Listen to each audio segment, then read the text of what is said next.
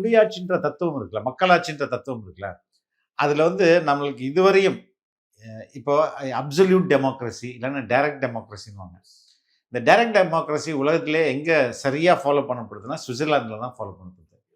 சுவிஸோடைய constitution, நான் வந்து ஒரு பேசிக்காக ஹிஸ்ட்ரி ஸ்டூடெண்ட்டு. ஸோ நான் வந்து கம்பேரிட்டிவ் கான்ஸ்டியூஷன் நான் காலேஜில் படிச்சிருக்கேன். இந்தியன் கான்ஸ்டியூஷன் எப்படி இருக்கும், கான்ஸ்டியூஷனே இல்லாத பிரிட்டன் எப்படி இருக்குது, அதுக்கப்புறம் American constitution, Swiss constitution, French, இது மாதிரிலாம் கம்பேரிட்டிவாக படிக்கும்போது அப்சல்யூட்டாக ஒரு டெமோக்ரஸி எங்கே செயல்படுது அப்படின்னா அது சுவிட்சர்லாந்தில் தான் செயல்படுது. நம்ம ஊரை பொறுத்தவரையும் ஒரு எம்எல்ஏவை எலெக்ட் பண்ணி அனுப்பிச்சிடும், அவ்வளோதான் நம்ம பண்ண முடியும். அவர் அங்கே என்ன பண்ணுறாருன்னு நம்மளுக்கு எந்த கண்ட்ரோலும் இல்லை, என்ன பேச போகிறாரு நமக்கு எந்த கண்ட்ரோலும் இல்லை.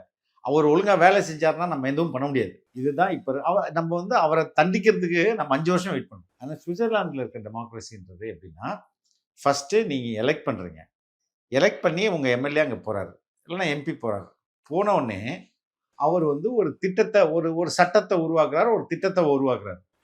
அது மக்கள் விரோத திட்டமாக இருந்ததுன்னா உருவாக்கப்படுகிற எல்லா திட்டங்களும் மக்களுக்கு அனுப்பப்படும். மக்கள் ஓட்டு போட்ட பிறகு மெஜாரிட்டி அந்த ஓட்டு ஓகே வச்சுக்கலாம் அப்படின்னு சொன்னாங்கன்னா அந்த திட்டத்தை அரசு நிறைவேற்றும்.